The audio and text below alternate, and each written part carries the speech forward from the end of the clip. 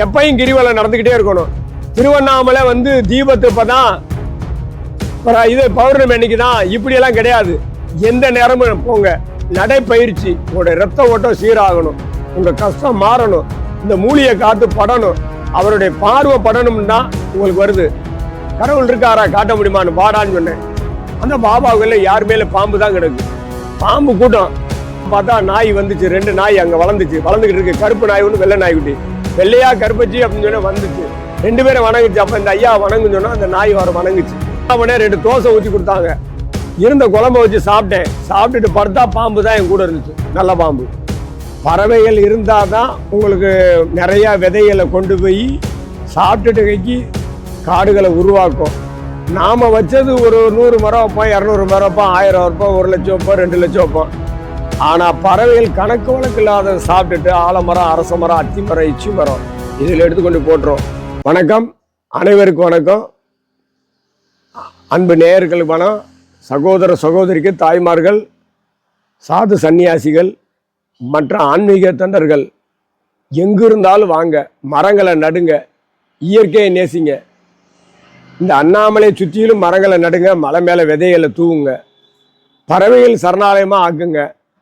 பறவைகள் இருந்தால் தான் உங்களுக்கு நிறையா விதைகளை கொண்டு போய் சாப்பிட்டுட்டு கைக்கு காடுகளை உருவாக்கும். நாம் வச்சது ஒரு 100 மரம் வைப்போம், 200 மரம் வைப்போம், 1000 வைப்போம், 1 லட்சம் வைப்போம், 2 லட்சம் வைப்போம். ஆனால் பறவைகள் கணக்கு வழக்கு இல்லாத சாப்பிட்டுட்டு ஆலமரம், அரச மரம், அத்தி மரம், இச்சி மரம் இதில் எடுத்துக்கொண்டு போட்டுரும். பனை மரத்துக்கு தண்ணி ஊற்ற வேண்டியதில்லை. பறவைகள் சாப்பிட்ட விதைகளுக்கு தண்ணியே ஊற்ற வேண்டாம். அது தான் சாப்பிட்ட விதை வந்து மண்ணுக்குள்ளே உளுந்த உடனே வரும்போதே முளைச்சி வெளியில் வரும்போது அந்த பனியிலே வந்துடுது. தண்ணி ஊற்ற வேண்டாம். நாம் வச்சோம்னு சொன்னோம்னா, வைக்கிறதுக்காக என்ன பண்ணுறோம், தண்ணி ஊற்றுறோம். ஒரு 10 நாள் தண்ணி ஊற்றலைன்னா அந்த செடி செத்து போயிடும், வதங்கிடும், அப்புறம் வேர் பட்டு போயிடும். ஆணி வேர் இருக்கணும், சைடு வேர் இருக்கிறதுல பிரயோஜனம் கிடையாது.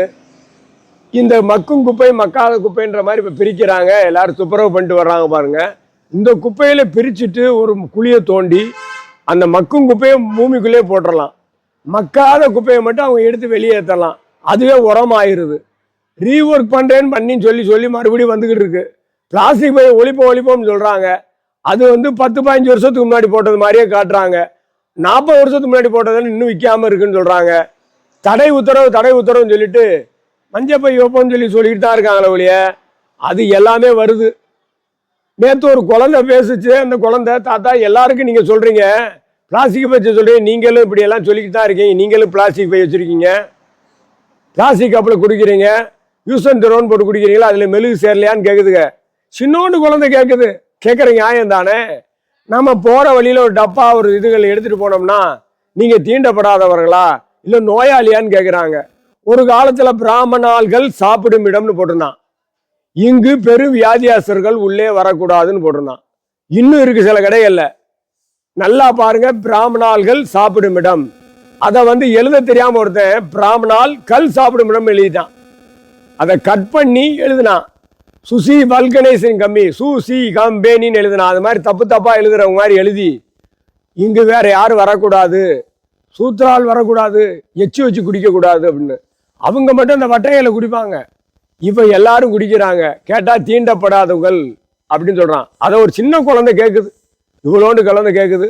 எப்படியா அந்த யூஸ் அண்ட் த்ரோ கப்பில் சாப்பிட்றீங்க, மெழுகு இருந்தால் கேன்சர் தானே, விறகு என்ன பண்ணுறது? எவ்வளோ பேர் சித்தர்கள் மகான்கள்லாம் எப்படி ஆயிருக்காங்க தெரியுமா? கர்மாக்களை வாங்கினாங்க. விசிறி சாமியார் எப்படி செத்து போனார், சேஷாத்திரி எப்படி செத்தார், ரமணர் எப்படி செத்து போனார், பெரிய பெரிய மகான்கள் இப்போ சொல்கிறீங்களே, ஏன் நம்ம வந்து இவர் சொல்கிறேன், விவேகானந்தர் சொல்கிறீங்க, அவர் கூட வந்து பல பெண்கள் கூட இருந்தாலும் தப்பா பேசியிருக்காங்க. அவர் அழகா பேசிட்டு எல்லாம் பண்ணாரு. அவரை தேடி யாருமே போகல, அவர் எல்லாத்தையும் தேடி போனாரு. நாடு விட்டு நாடு போகும்போது அவருக்கு செலவு கூட கையில காசு இல்லாம இங்க இருந்து வெளிநாட்டு தேசத்துல ஏதோ ஒரு நாட்டுல போயிருக்காரு. அந்த நாட்டுல அவர் படுத்திருக்கும் போது ஒரு சன்னியாசி படுத்திருக்காண்டா, உயிர் போற நிலைமையில யாரான்னு பார்த்திருக்கான். நம்ம நாட்டுக்காரங்க ஒருவர் போய் இறக்கப்பட்டு தண்ணியை தெளித்து தண்ணி கொடுத்து அன்னைக்கு மறுநாள் காலையில் அழகா பேசியிருக்காரு. அவர் பேசின பேச்சை பார்த்தோன்னும் உலகமே மயங்கி, இப்படிப்பட்ட ஆளை நம்ம இழந்திருந்தா என்னடான்னு சொல்லி உடனடியாக அங்கேயே அவருக்கு அவ்வளோ பெரிய சபை கூடியிருக்கு அவருடைய பேச்சுக்கு. உள்ளே இருக்கிறது வெளி வரணும், உள்ளேயே மங்கிடக்கூடாது, இத்து போயிடக்கூடாது. கத்த வித்து அவர் படித்து அவ்வளவு பெரிய மகானாகி யாரையும் எப்படி எப்படி கம்பீரமாக வாழ்ந்து காட்டிட்டு அவரோட குரு வணக்கம் பண்ணி அவரும் என்னென்ன செய்யக்கூடாது எல்லாம் செஞ்சு நாட்டுக்காக நம்ம பாடுபட்டு இப்படி தான் வாழணும்னு சொல்லி கொடுத்தாரு. கூட இருக்கவங்க எப்பயுமே பொறாமையில் படும்போது ஒருத்தரை பார்த்தா பொறாமைப்படுவான். அவரை பார்த்து பொறாமைகள்லாம் அவரை விஷம் வச்சு கொண்டுட்டாங்க. பரிசோதனை பண்ணி பார்க்கும்போது இயற்கையாகவே அவருக்கு கேன்சர் இருந்திருக்கு. ஏன் தெரியுமா? பிறருடைய கர்மாவை வாங்குறாங்க. அவங்க அப்படி இருக்காங்களே, ஐயோன்னு சொன்னா அந்த பாவம் நம்மளை வந்து சேர்ந்துடும். காலில் உளுந்து கட்டவரில் அமுக்குனா நீ செஞ்ச புண்ணியம் போயிடும். நேற்று எவ்வளோ பேருக்கு விபூதி பூசிருப்பேன், முந்தானத்து எவ்வளோ பேருக்கு பூசிருப்பேன். இந்த பாருங்க, முக்கியமான நாள் விபூதி பூச மாட்டாங்க, காசு கொடுத்தாதான் பூசுவாங்க, இல்லைன்னா எடுத்துக்கன்னு சொல்லுவாங்க. இப்படி கையை வச்சு பூசும்போது நம்ம அருள் அவங்ககிட்ட போயிடுது. அவங்க நல்லா ஆயிடுவாங்க, நாம டம்மி பீஸ் ஆயிடுவோம். நம்மள அறியாமல் கண்ணை கொண்டு இருட்டி வரும், கண்ணெல்லாம் இருட்டிட்டு வரும். அவங்க நல்லா ஆயிடுவாங்க கண்ணு, நாம இப்படி இருக்கோம். அப்போ எதுக்காக விபூதி கொடுக்குறாங்க? ஒரு பெருமாள் கோவிலில் அங்கே விபூதியே இருக்காது, திடீர்னு ஒரு விபூதி வந்து கிடைச்சிச்சு. அந்த விபூதி தான் இந்த விபூதி. இந்த விபூதி எல்லாத்துக்கும் கொடுக்க சொல்லுது. குழந்தைகிட்ட போய் ஜாதி மதம் பேசலாமா? என் குழந்தையோ வெளியில இருந்து வீரப்பா அங்கே போயிட்டு வந்து ராஜஸ்தான்லாம் போயிட்டு விளாண்டுட்டு இந்த கராத்தே, குங்கு, சிலம்பு எல்லாம் பண்ணிட்டு வந்தாங்க. யோகாலாம் பண்ண பிள்ளைய பரிசு வாங்கிட்டு வந்துச்சுங்க. ராஜஸ்தான் போயிட்டு போன மாதம் அந்த வந்த பிள்ளைகளை மறுபடி குருகுலம் ஸ்கூல்னு சொல்லி கோபிச்செட்டிப்பாளையத்தில் பாபா கோயிலிருந்து செஞ்சோம். அங்கே இடம் பத்தாதனால அங்கே வந்து குருகுலத்தில் வந்து செஞ்சு அவங்களுக்கு குழந்தைகளுக்கு பரிசு கொடுத்தோம். கொடுத்து முடிஞ்சிட்டு இன்னொரு இடத்துக்கு வரும்போது இன்னொரு பள்ளிக்கூடத்துக்கு போனோம். அந்த குழந்தைய கேட்குது, அங்கேருந்து இன்னொரு கோயில் பள்ளிக்கூடம், அது கிறிஸ்டின் ஸ்கூல், அது போகாதேன்னு சொன்னாங்க. அதை பற்றி கவலை இல்லைன்னு போனேன். அந்த குழந்தை கேட்குது, ஐயா ஐயா நீங்கள் பிளாஸ்டிக் டப்பாவில் சாப்பிட்றீங்களே, அதில் இந்த மாதிரி இருக்குமே அப்படின்னு. பரவாயில்ல தாயே, நீங்கள் நல்லா இருந்தால் போதும், உயிர் அடுத்த நிமிஷம் இருக்குன்னு சொல்ல முடியும், யாருக்குமே உத்தரவாதம் கிடையாது. இன்சூரன்ஸ் சொல்கிறாங்க, இன்சூரன்ஸ் செத்து எத்தனை பேர் வாங்கிக்கூட, பல கோடி இருக்குது இன்சூரன்ஸில் செஞ்சு. எனக்கு தெரிஞ்ச நண்பர் ஜோதிடர் 6 கோடி ரூபா வச்சிருக்காரு அவர் இன்சூரன்ஸ் பணமே. அப்போ எவ்வளோ பேரை சேர்த்துருக்காங்க? அதுக்காக வலுக்கட்டாமல் சாக முடியுமா? வெளிநாட்டுகளில் குப்பையில் தள்ளிடுவாங்களாம், அது மாதிரி நீ குப்பையில தள்ள வேணாம். எக்கச்சக்கமான பொருள்களை கொண்டு வந்து அழிக்கிறீங்க, நீங்களே அழிக்கிறீங்க. இந்த குப்பையை குமிச்சுட்டாங்க, அவங்க இங்கே குமிச்சா அவங்க எப்படி அள்ளுவாங்க? தங்கும் இடம்னு போட்டிருக்கு. அருணாச்சலேஸ்வரர் திருக்கோவில் திருவண்ணாமலை பக்தர்கள் ஓய்வு இடம் இருக்கு. எந்த பக்தர்கள் இங்கே வந்து தங்கியிருக்காங்க? இங்கே இருக்கிற ஆள் தங்கி நாசம் பண்ணிட்டா பூட்டு போட்டுட்டாங்க. இதை நல்லவங்களுக்கு கொடுங்க, நல்லவங்களுக்கு கொடுத்து நல்ல உண்மையான சாது சன்னியாசிக்கு தங்க விடுங்க. ஒரு 1000 வீடு கட்டுங்க, வந்து தங்கிட்டு போகட்டும், இருக்கிற வரைக்கும் இருக்கட்டும். அதுக்கு ஒரு கழிப்பறை வைங்க, அந்த இடத்துல அவங்க சுத்தம் பண்ணி அவங்களே இருக்கணும். அப்பதான் நாரை வச்சாங்கன்னா அந்த நாத்தத்திலே அவங்க கிடக்கணும். ஜெயில் தண்டனைன்னு சொல்றாங்க இல்லையா, அதுல என்ன பண்றாங்க? சாப்பாடு, பாத்ரூம் எல்லாம் ஒன்னா தான் இருக்கும். அந்த தண்டனையில அவன் செத்துருவான், நோயை வந்து செத்துருவான்.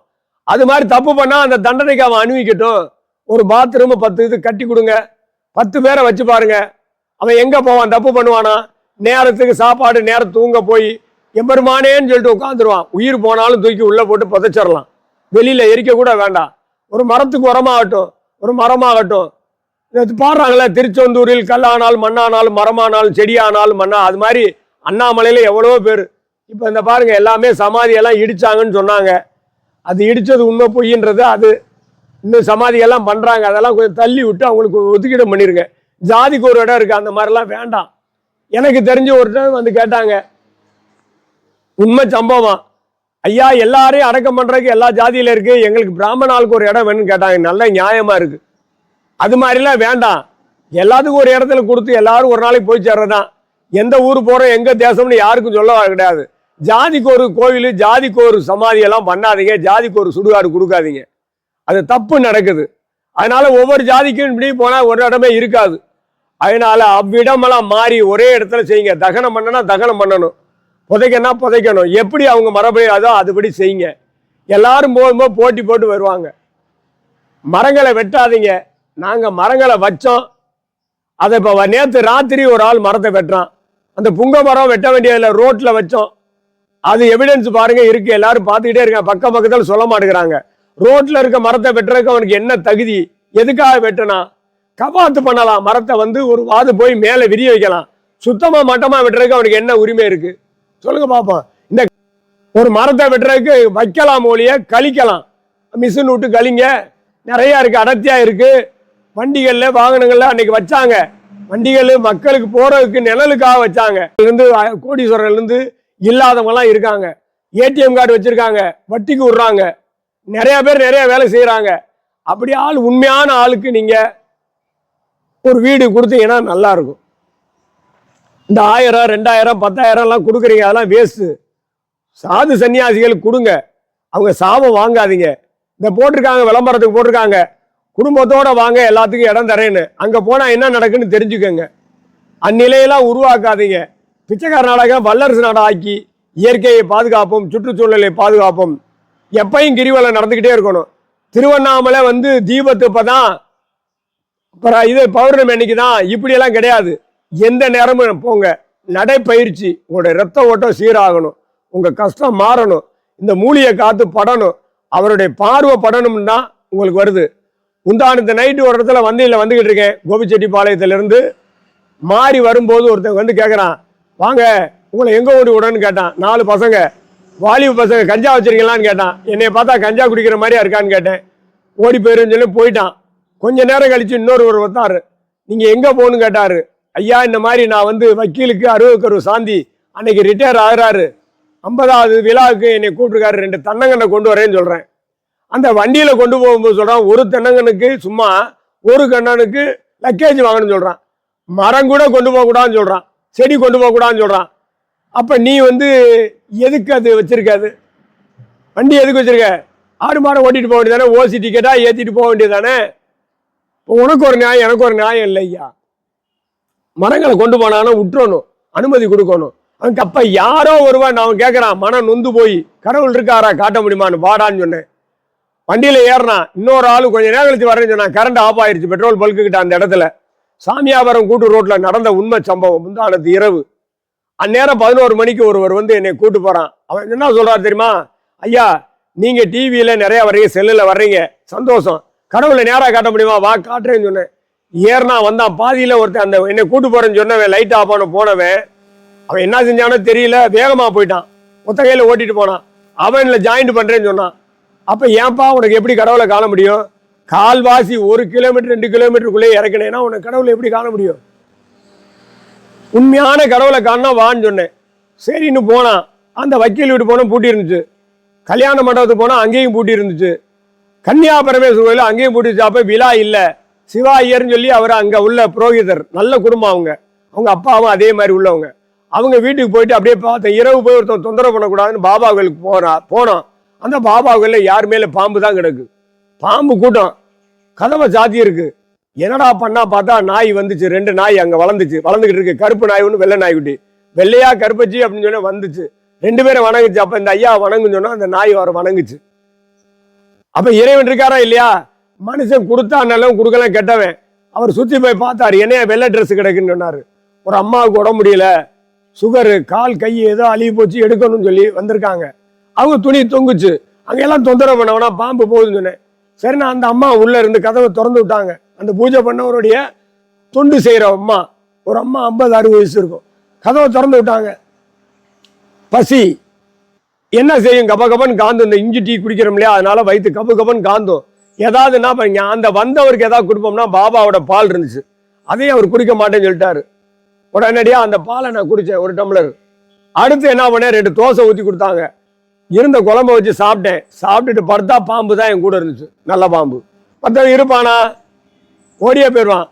அதுபோல் காலையில் வந்தாங்க, 6 மணிக்கு திறந்தாங்க. அந்த ஆப்ரேஷன் பண்ணவருடைய கணவர் வந்தாங்க. ஒரு டீ வாங்கிட்டு கொடுத்தாங்க, சாப்பிட்டோம். அப்புறம் கொஞ்ச நேரத்தில் அவங்க வந்தாங்க. நான் வெளியில் போய் பார்த்தேன், வக்கீல பார்த்தேன். இந்த மரம் 2ஐயும் கொடுத்து நீங்களே நட்டுருக்குன்னு சொல்லிட்டு அந்த இடத்த பார்த்து கொடுத்துட்டு அந்த ஐயர் வீட்டில் டீ குடிச்சிட்டு அப்படியே கிளம்பி வந்தேன். மலைகளை அழிக்காதீங்க, குன்றுதோறும் குமரன் இருப்பான், இறைவன் இருக்கும் இடம் மலைகள். நீங்களா ரோட்டுகளில் கட்டிக்கிட்டு ஆளுக்கு ஒரு ஜாதிக்கு ஒரு கோயிலை கட்டிக்கிட்டு சண்டை போடுறது நல்லா இல்லை. எந்த இதுவுமே இறைவன் மலைகளில் வசிக்கிறான், இயற்கையில் தான் தெய்வம். இயற்கையை வணங்குவாங்க. அண்ணாமலைக்கு அரோகரா. இந்த மலைகளை ஃபுல்லாக காப்போம், மழை நீரை சேகரிப்போம், இயற்கையை பாதுகாப்போம், சுற்றுச்சூழலை பாதுகாப்போம், ஆங்காங்கே இருந்த அந்த மலைகளை காப்போம், இந்த புண்ணிய பூமியை பாரத தேசத்தை காப்போம், காப்போம் காப்போம். எல்லோரும் ஒற்றுமையாக வாங்க. யார் வரீங்களோ வாங்க.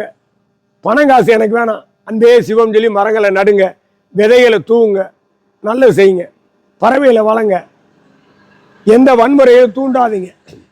நன்றி, வணக்கம், வாழ்க வளமுடன்.